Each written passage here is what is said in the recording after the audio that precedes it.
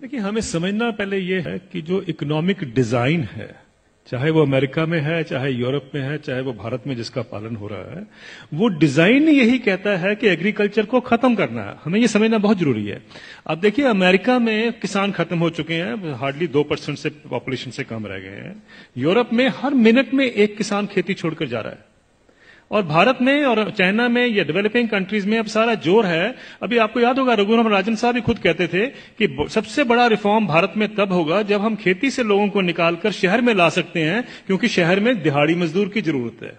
ये हमें समझना है, ये इकोनॉमिक पॉलिसी का डिजाइन है। अगर आप नेशनल स्किल पॉलिसी का डॉक्यूमेंट देखें तो उसमें लिखा हुआ है कि 57% से हमें, पहले तो उन्होंने 18% कहा था, 18% पे हम गांव की जो एग्रीकल्चर की जो पॉपुलेशन उस पर ले आएंगे। फिर उन्होंने कहा 38% पे अब आ गए हैं, 57 से 38% कर देंगे वो 2022 तक। यानी ये सोची समझी रणनीति का एक हिस्सा है कि किसानों को खेती से बेदखल करना है, शहरों में लेके आना है। ये हमें जानना बहुत जरूरी है।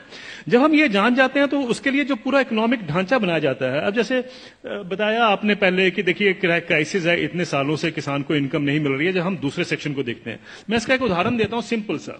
1970 में गेहूं का दाम 76 रुपए प्रति क्विंटल था, जो 2015 यानी 45 साल के बाद बढ़कर 1450 रुपए प्रति क्विंटल हो गया 2015 में। उसी दौरान मैंने बाकी सेक्शन ऑफ द सोसाइटी का हाल देखा, उनका क्या हुआ इनकम का। मैं सिर्फ बेसिक पे और डीए ले रहा हूं। उसी दौरान में 45 साल के पीरियड में सरकारी मुलाजिम की जो बेसिक पे और डीए है वो 120 से 150 गुना बढ़ गया। और जो स्कूल टीचर्स की जो तनख्वाह बढ़ी है उस दौरान में वो 280 से 320 गुना बढ़ गई। और जो कॉलेज के यूनिवर्सिटी प्रोफेसर्स हैं उनकी तनख्वाह 150 से 170 गुना बढ़ी है उस 45 साल के पीरियड में। किसान की जो इनकम है, जो गेहूं के दाम से या धान के दाम से आप नापेंगे, वो 19 गुना बढ़ती है। अगर ये जितने सरकारी मुलाजमों की भी अगर इनकम 19 गुना बढ़ी होती तो ये नौकरी छोड़ चुके होते आज तक। प्रॉब्लम यह है कि किसान का हक क्या बनता है। अगर हम 45 साल के बाद जब उसको 1450 रुपए मिले थे, अगर मैं 100 गुना भी उसकी इनकम बाकी इनकम पैरिटी के नॉर्म से चलता हूं, तो उनकी इनकम जो है या उनका मिनिमम सपोर्ट प्राइस जो है वो 7600 रुपए प्रति क्विंटल बनता था। ये उनका हक है। 7600 रुपए क्विंटल बनता था, उनको मिला 1450 रुपए। फिर ये कहा जाता साहब ये पैसा कहां से आएगा। कभी आपने पूछा जब कॉर्पोरेट को पैसा दिया जाता है कहां से आएगा?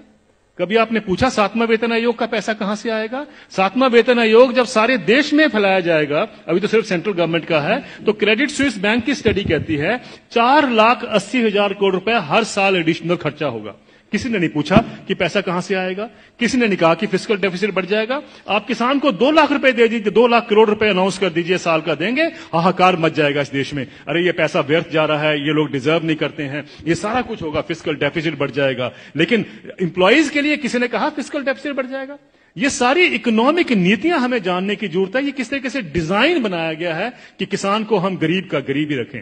और ये पॉलिसीज कितने दशकों से चलती आ रही है, सब सरकारें इसमें सम्मिलित हैं।